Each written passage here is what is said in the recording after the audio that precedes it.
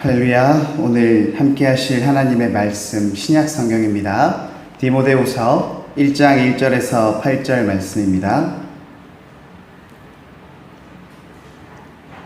신약 성경 디모데후서 1장 1절에서 8절 말씀 한 절씩 하나님의 말씀을 읽도록 하겠습니다. 하나님의 뜻으로 말미암아 그리스도 예수 안에 있는 생명의 약속대로 그리스도 예수의 사도된 바울은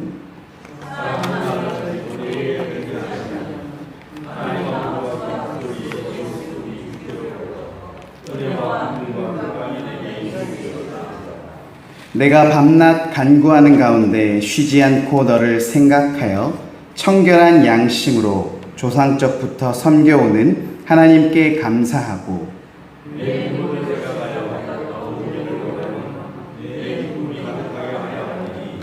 이는 내 속에 거짓이 없는 믿음이 있음을 생각함이라. 이 믿음은 먼저 내 외조모 로이스와 내 어머니 유니게 속에 있더니 내 속에도 있는 줄을 확신하노라.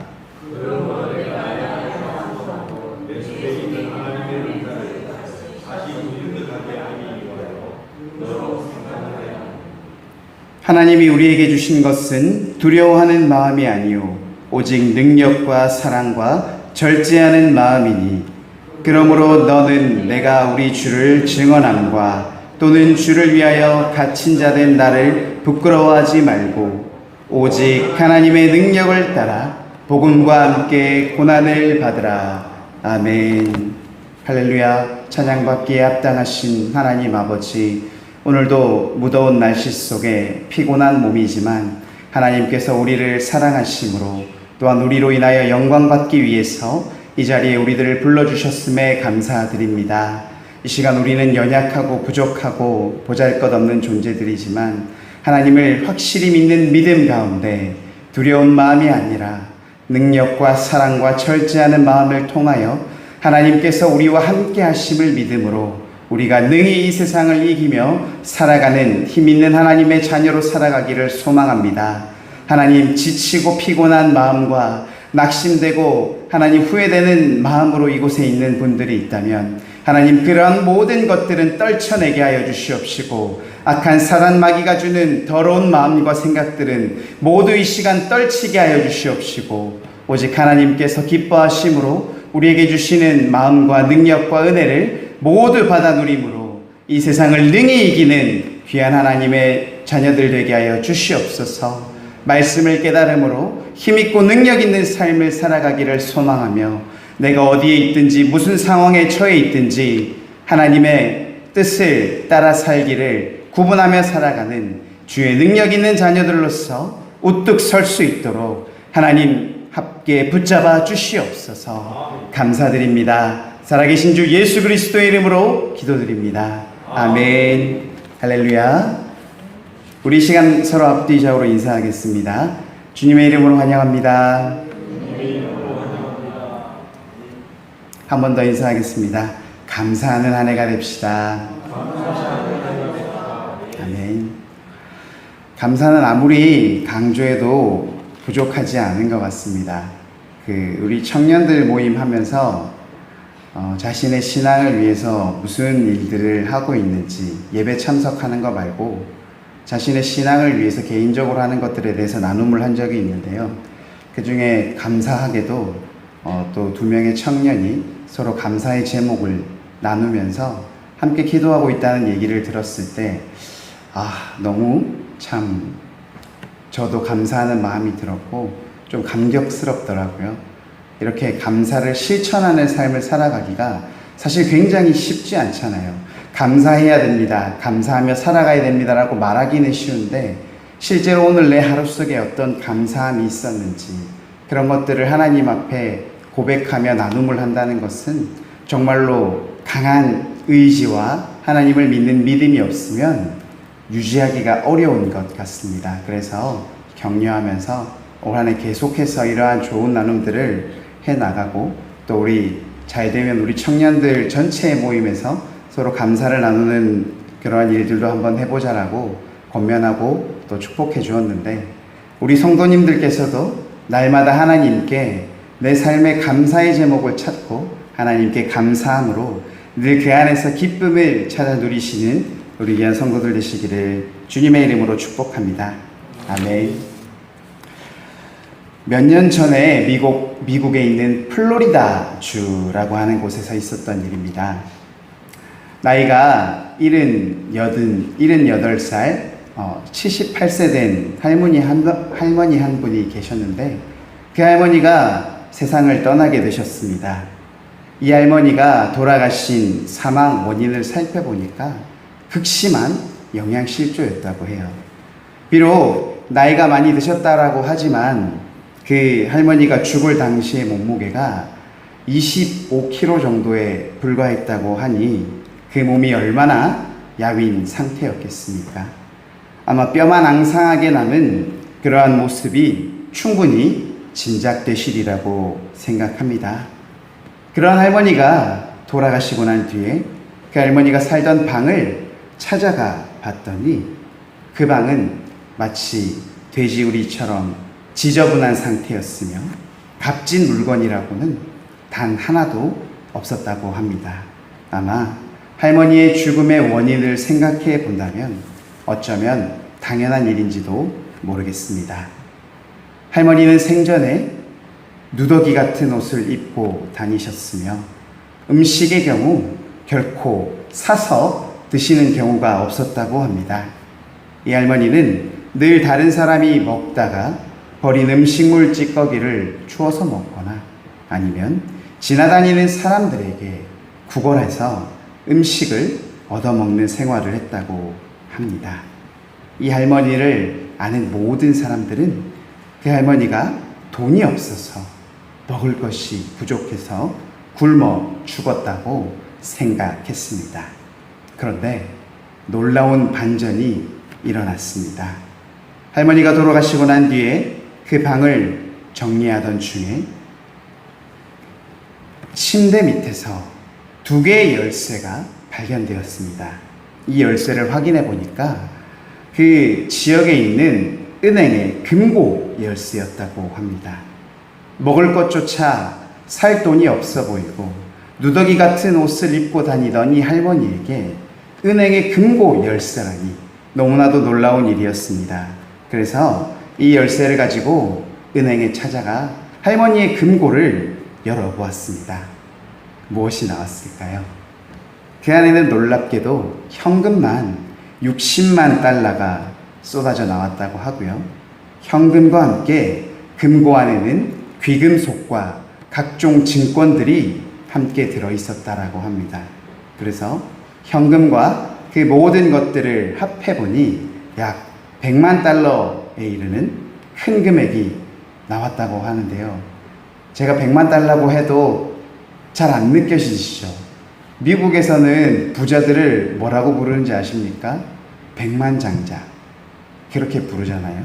100만 달러를 제가 말씀을 준비하면서 얼마 전 이틀 전, 3일 전에 환율로 계산해 보니까 한국 돈으로 약 13억 3,673만 원에 해당하는 돈이라고 합니다. 전혀 놀랍지 않으시죠? 요즘에 로또가 그거보다 더 비싸잖아요. 근데 여러분 생각해 보십시오. 우리가 사실 빚 빼고 13억, 14억 가지는 사람들이 과연 얼마나 되겠습니까? 이 큰 돈을 가지고 있었던 이 할머니가 그런데 사실은 영양실조로 죽었다는 것입니다. 영양실조로 죽은 이 할머니에게는 이렇게 100만 달러, 약 13억, 14억에 이르는 많은 돈이 있었지만 어찌된 이유에선지 할머니는 돈을 그저 쌓아두기만 하고 자신을 위해 하나도 쓰지 못하셨습니다.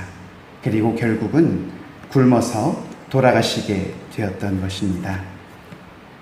지금까지 제가 들려드린 얘기를 듣고 질문을 제가 한번 해볼 텐데 한번 생각해 보시기 바랍니다. 여러분들은 이 할머니가 100만 달러나 되는 돈을 가지고 있었으니 부자라고 생각하십니까?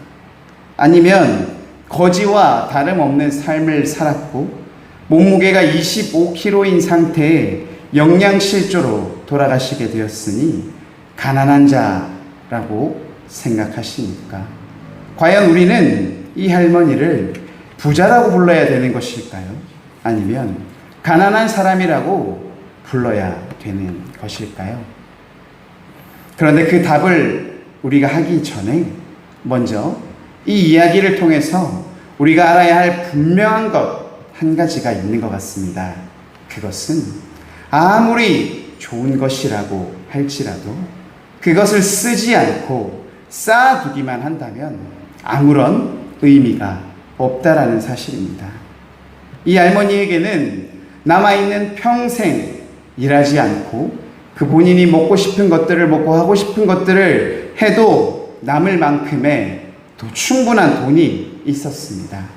그런데 그 할머니는 그 돈을 쓰지 않았고 그로 인해 결국 먹을 것을 먹지 못해 영양실조로 죽게 되는 결과를 받아들이게 되게 말았습니다.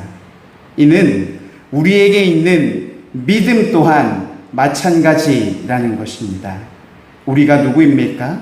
우리는 예수님을 구주, 구원자로 영접한 사람들이죠.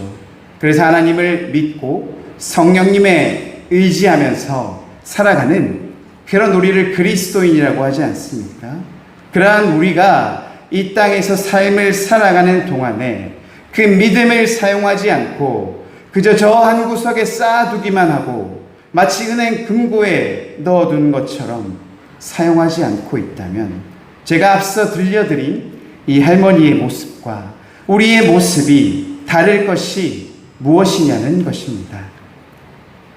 세상과 하나님을 믿지 않는 사람들이 우리를 바라볼 때 과연 우리를 믿음이 있는 자로 보겠습니까?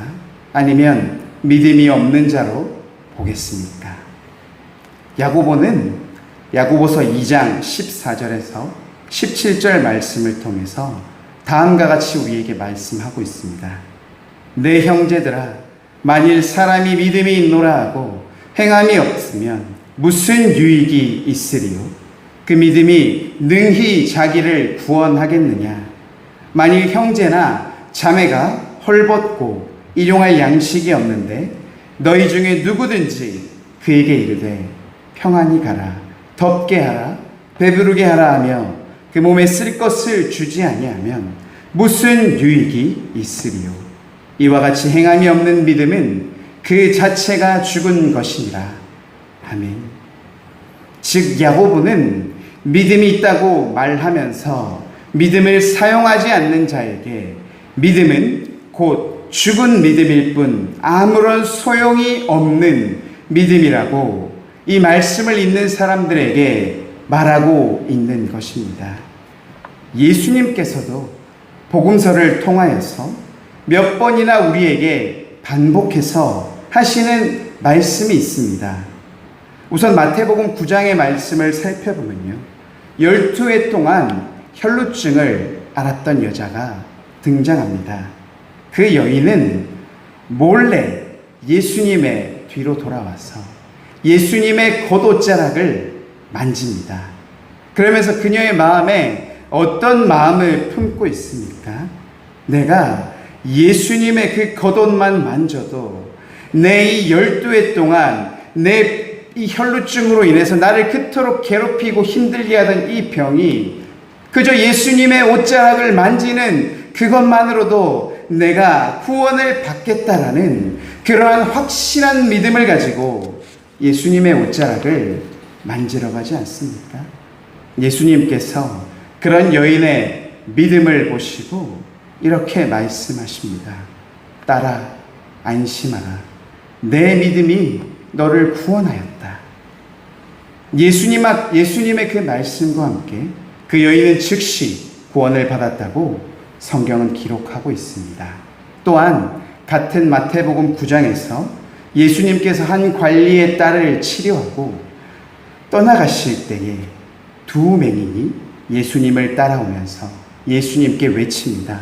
다윗의 자손이여 우리를 불쌍히 여기소서. 그렇게 외치면서 예수님을 따라가고 있습니다. 예수님께서는 자신을 따라오는 이 두 맹인에게 부르시고 그들에게 묻습니다. 내가 능히 이 일을 할 줄을 믿느냐? 내가 너희들을 능히 고칠 수 있다는 것을 너희들이 믿고 있느냐라고 묻는 것입니다. 그때 이들이 대답합니다. 주여, 그러하오이다 라고 대답했습니다. 예수님께서는 그들의 눈을 만지시며 이렇게 선포하십니다. 너희 믿음대로 되라. 그랬더니 곧 그들의 눈이 밝아지게 되었다고 성경이 기록하고 있는데요. 이는 그 두 맹인이 예수님께 나아온 것과 예수님의 질문에 그렇다라고 대답한 것에 정말로 예수님께서 자신들을 불쌍히 여겨 주시면 내가 반드시 나을 수 있다라는 믿음을 가지고 있었다는 것에 반증이라고 할 수 있지 않겠습니까? 또 마태복음 15장에는 가나안 여자가 등장합니다. 당시 예수님께서는 제자들과 함께 두로와 시돈 지방으로 이동하는 중이셨습니다.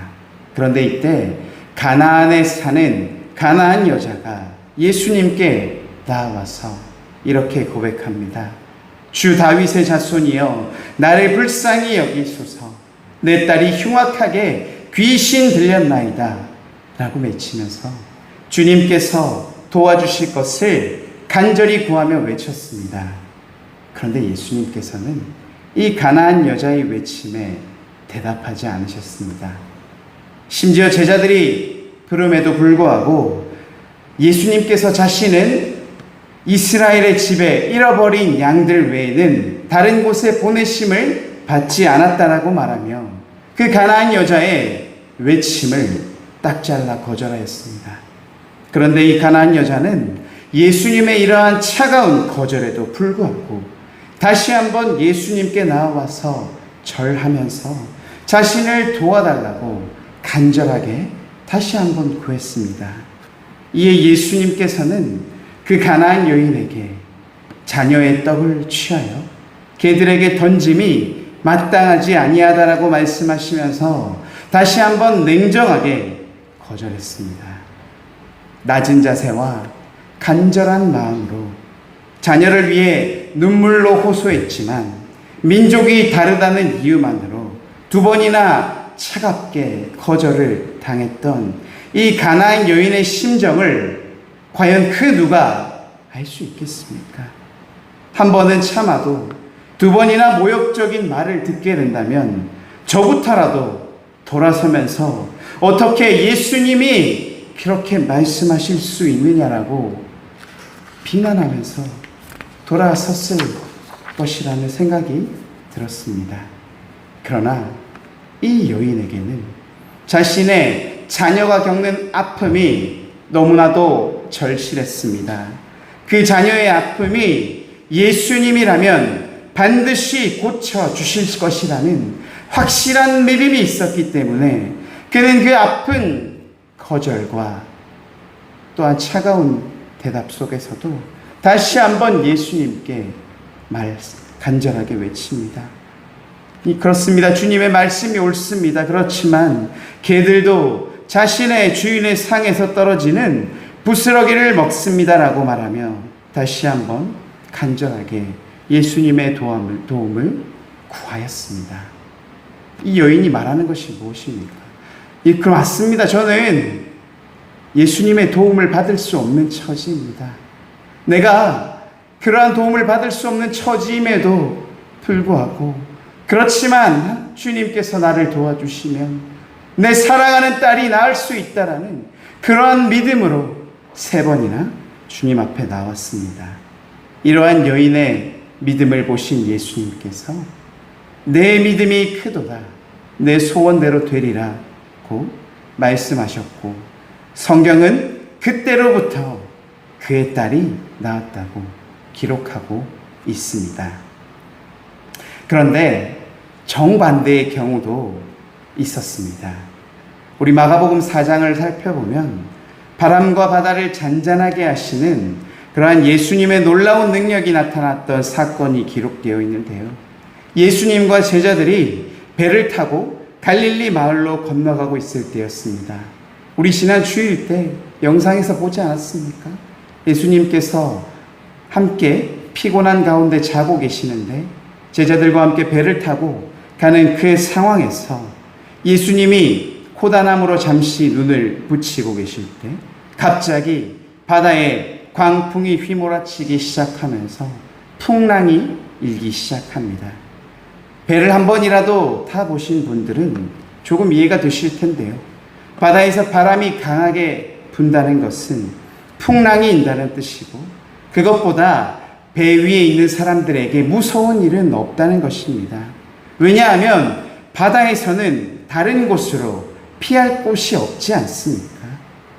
갈릴리 바다에 산더미와 같은 파도가 치기 시작하자 예수님과 제자들이 탔던 작은 배는 몹시도 흔들리기 시작했습니다. 제자들은 그 배에서 돛을 올렸다가 내렸다가 노를 저었다가 멈췄다가 자신들의 힘으로 할 수 있는 모든 것들을 했지만 그 모든 것들은 아무것도 소용이 없었습니다. 그러한 와중에 드디어 예수님과 제자들이 탄 배에 물이 차기 시작했습니다. 다급해진 제자들이 그때서야 예수님을 깨우기 시작합니다. 선생님이여, 우리가 죽게 된 것을 돌보지 아니하심이니까. 예수님께서 드디어 잠에서 깨어 바람을 꾸짖으시고 바다에게 잠잠하고 고요하라고 말씀하셨습니다. 예수님의 말씀 한마디에 바람과 바다는 잠잠하고 고요해졌습니다. 그리고 예수님은 어찌하여 이렇게 무서워하느냐, 너희가 어찌 믿음이 없느냐 하시며 제자들의 믿음이 없음을 책망하신 이야기가 또한 담겨 있는 것입니다. 그런데 사실 제자들의 이 일이 남의 일이 아닙니다. 이러한 일들은 우리에게도 똑같이 일어날 수 있고 우리 또한 이 제자들과 같이 어영부영하며 내 힘으로 그 일들을 해보려고 하다가 낙심하고 좌절하고 실패하고 슬퍼하면서 끝에 가서야 예수님께 기도를 하는 그러한 일들을 범하는 일들이 우리에게도 종종 있었다는 것입니다. 우리가 삶이라는 바다를 항해하다 보면 이런저런 고난과 시련이라는 풍랑이 일 때가 있습니다.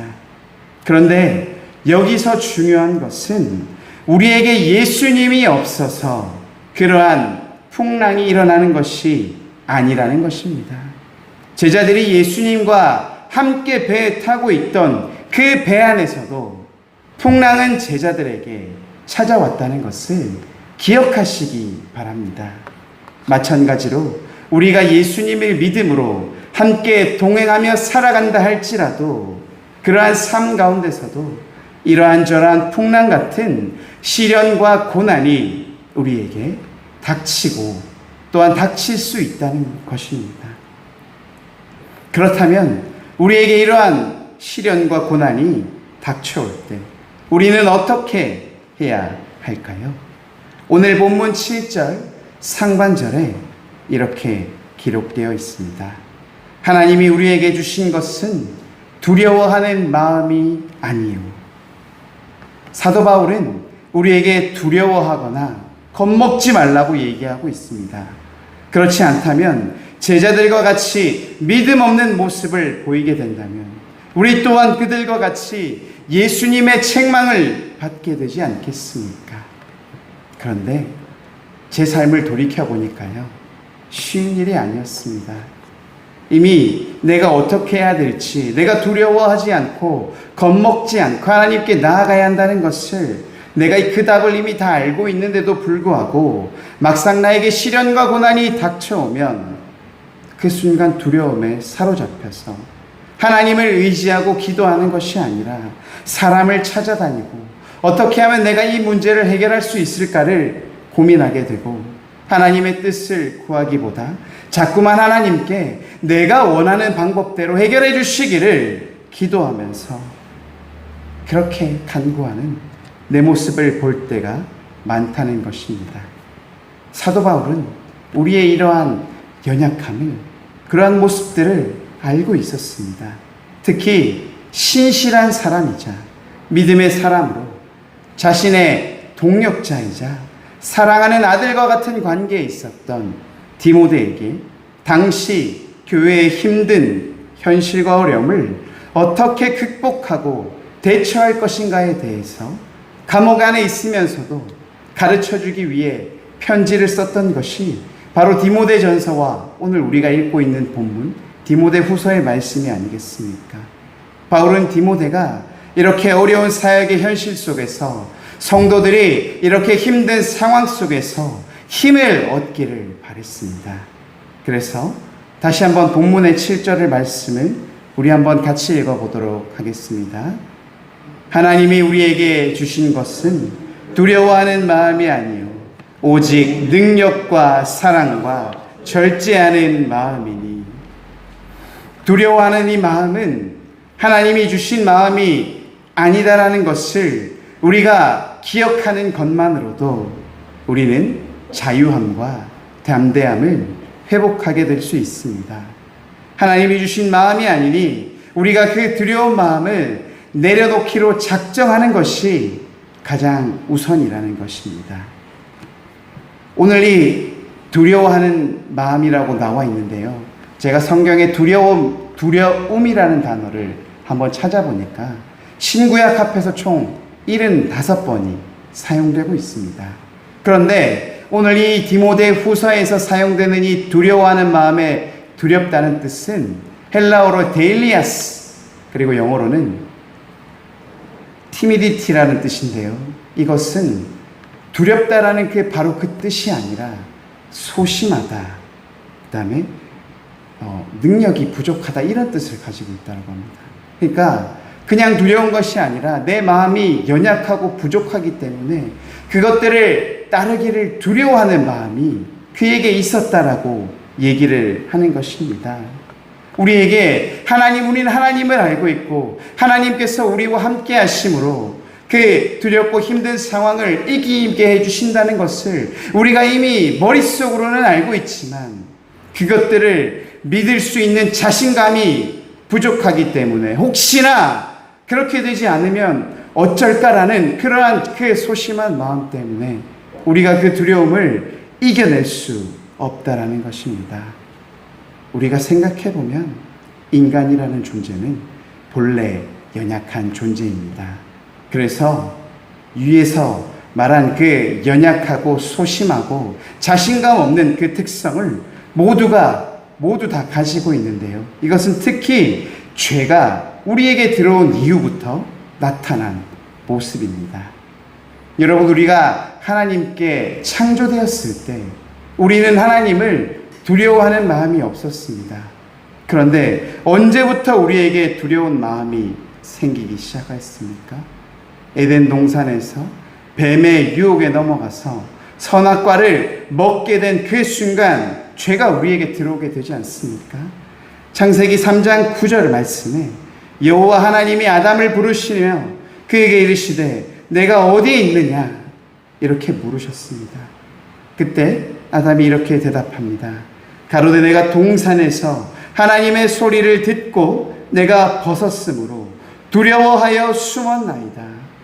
그가 예전에는 하나님이 찾아오는 것을 기뻐하고 반겼습니다. 그런데 그에게 죄가 들어오고 죄로 인해 그의 마음이 더럽혀지자마자 하나님께서 그를 찾는 목소리가 그에게 두려움을 주기 시작합니다.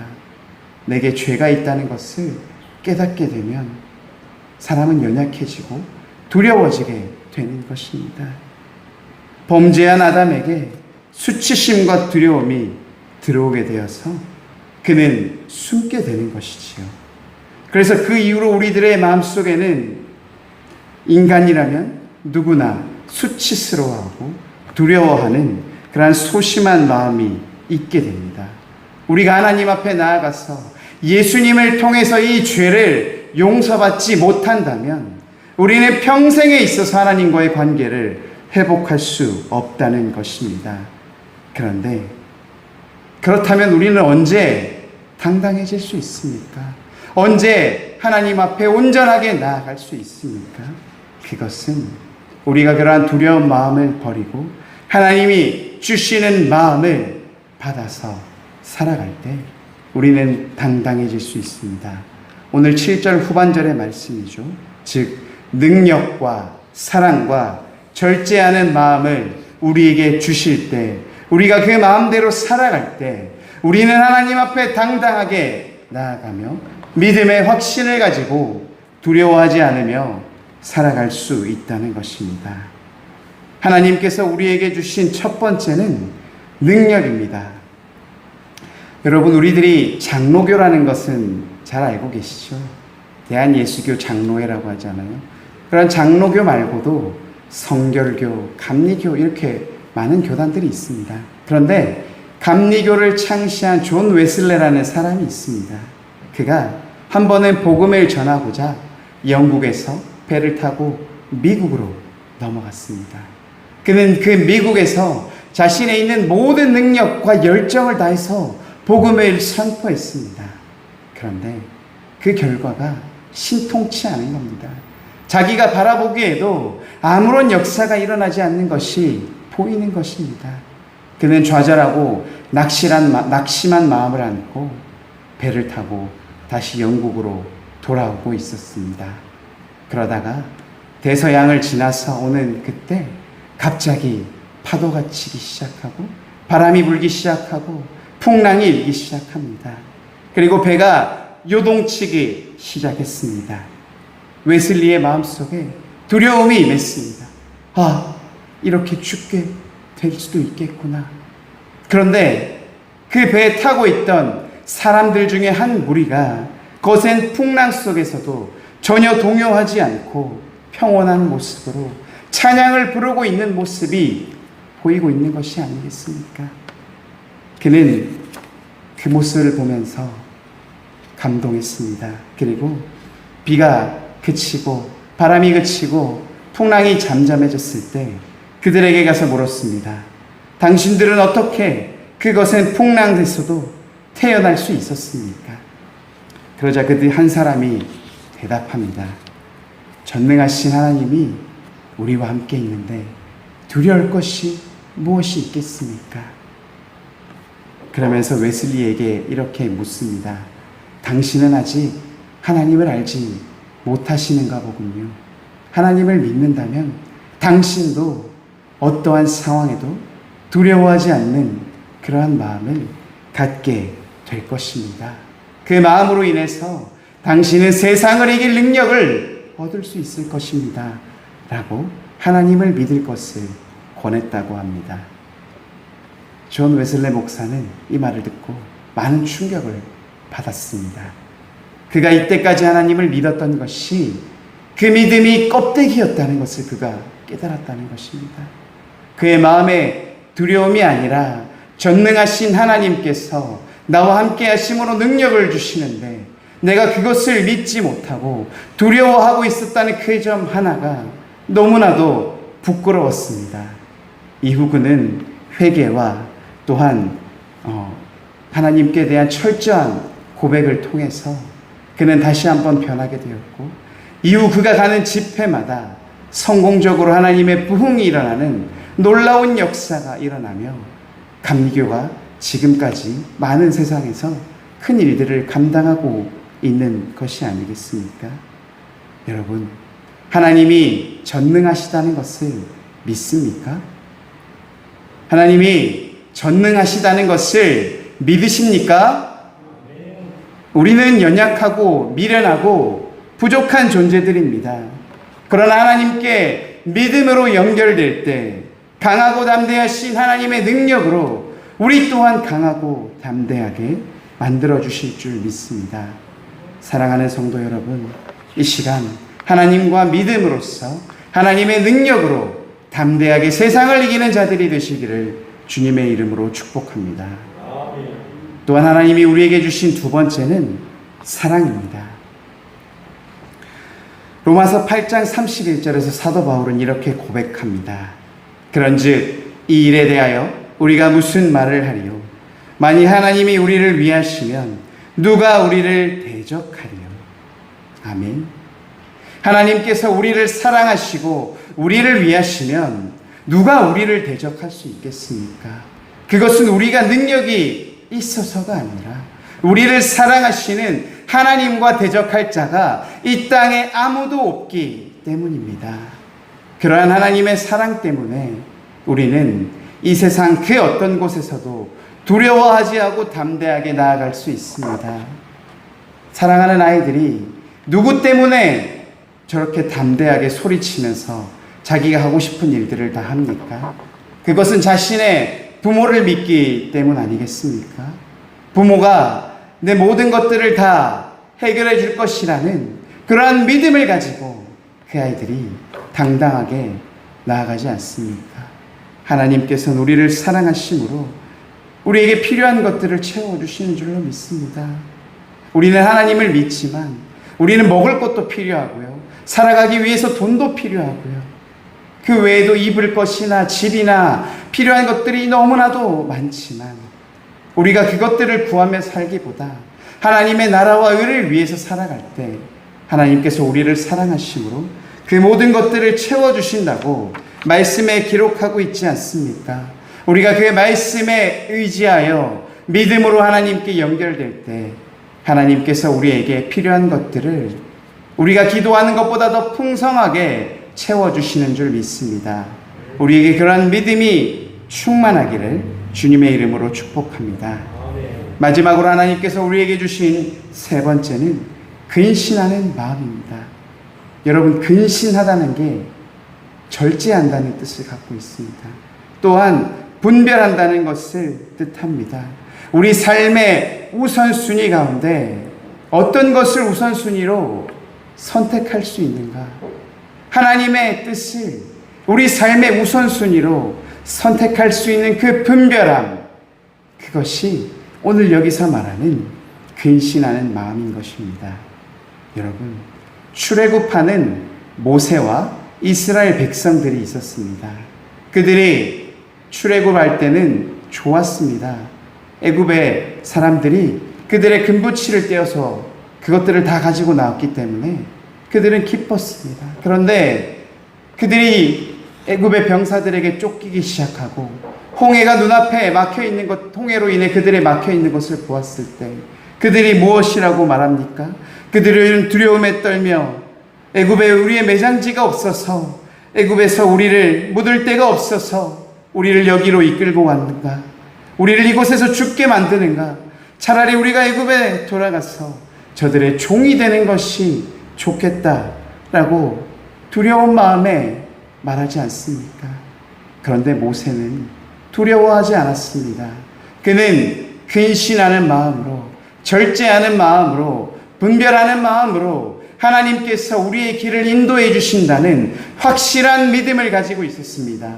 그런 모세의 믿음으로 인해서 그들이 홍해를 가르고 출애굽하며 애굽의 병사들을 무찌르시는 하나님의 놀라운 능력들을 바라보게 되지 않습니까? 그들의 근신하는 마음이 그들의 삶을 구원하고 하나님께 더 강하게 연결되는 그러한 모습이 되었습니다. 모세는 그렇게 말합니다. 너희는 두려워하지 말고 가만히 서서 여호와께서 오늘날 너희를 위하여 행하시는 구원을 보라. 너희가 오늘 본 애굽 사람을 다시는 영원히 보지 못하리라. 아멘.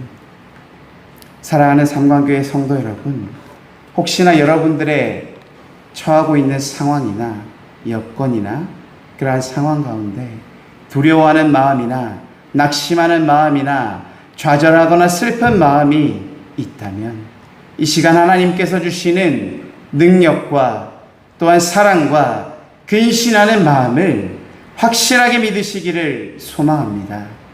내 안에 하나님의 능력이 임하며 하나님의 사랑이 나를 지키며 내가 근신하는 마음으로 분별하여 하나님의 뜻을 지키며 나아갈 때, 우리가 확실하게 그것들을 믿으며 나아갈 때 하나님께서 우리를 지키시고 우리를 인도하시며 세상을 이길 힘과 능력을 주시는 줄 믿습니다.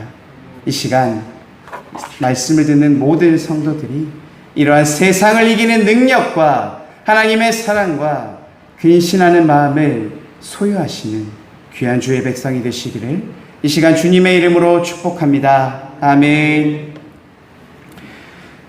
거룩하신 하나님 아버지, 오늘도 우리에게 귀한 말씀을 주신 것을 감사드립니다.